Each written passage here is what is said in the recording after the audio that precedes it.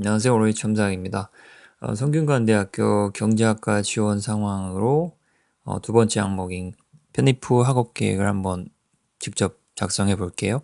페르소나 내용은요. 전적대학교에서는 행정학을 전공했고요.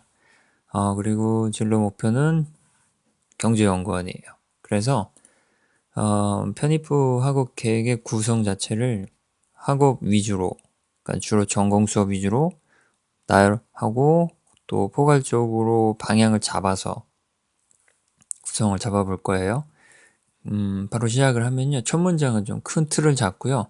그 틀에 대한 구체적 설명을 시간 순서대로 하나하나 해가는 과정으로 문장들을 쭉 뽑고, 그리고 마지막으로는 너무 전공 이야기만 있으면 조금 지루하니까 뭐 그 외적인 내용들을 추가해서 좀 편안하게 글을 마무리하는 그 느낌을 한번 만들어 볼게요. 첫 문장입니다. 첫 문장은 이제 경제학 이야기가 나와야 되겠죠? 경제학을 배우면서 뭐 전체적으로 글로벌 경기와 뭐 정세를 알고 싶다. 그런 뉘앙스로 첫 문장을 뽑아 볼게요. 경제학 강의를 성실히 수강해 실력을 쌓고, 뭐 이렇게 하면 경제학 강의를 당연히 들어야 되겠지만 뭐 성실히 듣겠다라는 자세를 이야기하는 거고요. 그 다음에 이를 토대로 글로벌 정세를 파악할 수 있는 역량을 배양할 계획입니다. 이렇게 하면 이제 굉장히 큰 틀이죠. 그러니까 글로벌 정세를 파악할 수 있는 역량을 위해서는, 배양하기 위해서는 뭐 관련된 강의를 듣겠다라는 이야기가 쭉 나올 거를 암시하죠.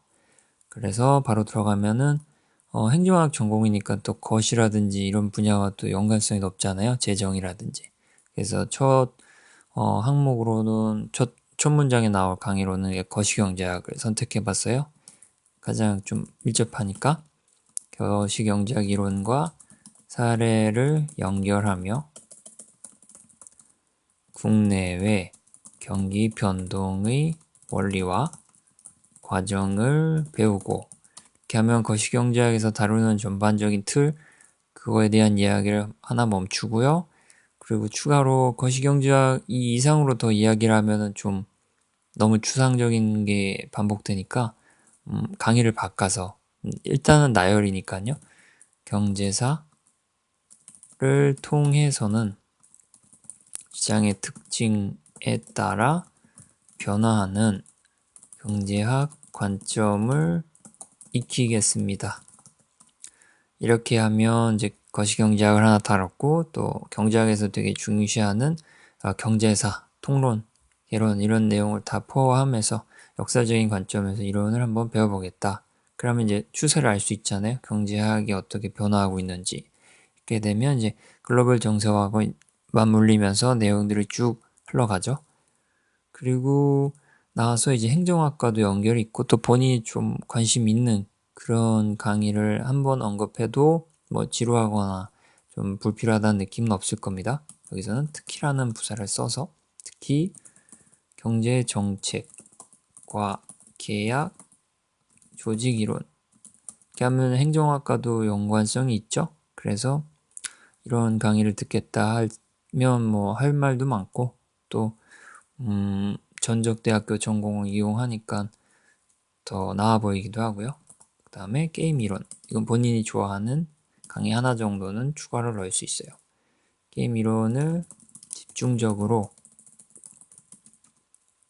학습할 것입니다. 이렇게 했습니다. 그러면 쭉 나열 됐고, 뭐 자격자를 채워야 되는데 여기서 선택을 할 수 있어요. 뭐 교환학생이라든지 대회, 뭐 교내 동아리 활동 이런 걸로 전공 이외의 내용을 계획으로 넣을 수도 있고요. 아니면 지금 그렇게 할 건데 경제연구원처럼 이제 석박사 과정까지 생각하고 있는 경우는 그런 외적인 것보다 좀 더 학문에 관점을 맞춰서, 그 초점을 맞춰서 계획을 기술하는 게 더 목표 지향적인 모습에 맞겠죠? 여기서 하나를 더 추가하면요. 강의를 화폐 금융론을 선택했어요. 화폐 금융론은 통화 정책을 이해할 수 있는 이론을 제시합니다. 막 이런 내용을 쓸 때 강의의 성격에 대해서 막 빠짐없이 구체적으로 쓸 필요는 없어요. 그냥 기본적인 개념, 여기에서 쓴 문장처럼요. 통화정책을 이해할 수 있는 이론을 가리키는 그런 강의잖아요. 이 정도면 충분하고요. 여기에 딱 이것만 듣고 끝내겠습니다. 이걸 듣겠습니다 하면 재미가 없으니까 그 학문, 이 강의에서 다루는 구체적인 방향, 그걸 어휘로 활용을 해서 적어도 관심이 있다는 걸 확실히 보여주는 건 좀 전략적으로 괜찮다고 봅니다. 그럼 여기서는 이 화폐 금융론과 관련된 내용을 작성해 볼게요. 금융제도와 시장 구조에 대한 연구를 바탕으로 화폐 수요와 공급의 관계를 분석하며 한국 경제의 특징을 파악하고 싶습니다. 여기서는 뭐 세부적인 내용도 중요하고요. 그리고 화폐를 언급해서 강의와 직접적으로 연관성 있는 걸 보여줬고요. 더 나아가서 글로벌 정세를 파악하는 데 있어서 한국 경제를 중심으로 잡고 생각해야 되는 건 너무 당연하니까 그래서 한 번쯤은 한국 경제라고 언급을 했고요. 그리고 마지막에 종교 의미에는 싶습니다를 써서 좀 다양성을 추가했어요. 쭉 보면요. 첫 문장에서는 계획입니다. 두 번째 문장은 뭐뭐겠습니다. 세 번째 문장은 것입니다 했어요. 그래서 한 번쯤 쉬어가는 걸로 계획입니다, 겠습니다, 것입니다 하다가 어떤 일반적인 설명을 할 때 사용하는 뭐뭐입니다 라고 잠깐 쉬었다 갔고요. 그리고 이어져서 뭐뭐 싶습니다 해서 좀 반복을 피했습니다. 다양한 표현을 쓸수록 좀 지루함이 덜하고요. 그리고 겠습니다, 것입니다 형태로 갔을 때는 뱉어내는 이야기인데 뭐 쉽습니다, 뭐뭐입니다 하면 좀 삼키는 이미지라고 할 수 있죠. 그러니까 그냥 설명하고 부드럽게 이어가는 그런 형태의 표현이고 것입니다, 겠습니다는 이제 내뱉는 약간 뭐 그걸로 딱 그쳐야 되는, 딱 끝맺어야 되는 그런 느낌이죠. 이어가기가 어려운. 그래서 이렇게 끊어주면서 다시 갔다가 끊어줬다가 이런 그런 식으로 문장을 만들어 가는 거죠. 그러니까 뭐 완전히 완벽한 설명을 할 수 없지만 예시를 보면 어떤 의미인지 알 수 있을 겁니다. 여기에 이제 이해 또 전공과 관련된 이야기들을 추가해 볼게요. 석박사 과정을 자연스럽게 이어가려면 경제, 수학 이런 거 잘 배워놔야 석박사 과정에도 효과적으로 사용할 수 있다라고 이야기를 끌어가기가 좀 좋잖아요. 그래서 여기서는 경제 수학을 한번 얘기할 거예요. 경제 수학은 대량 경제학을 이해하는데 반드시 필요합니다. 여기도 마찬가지로 쉬어가는 문장이에요.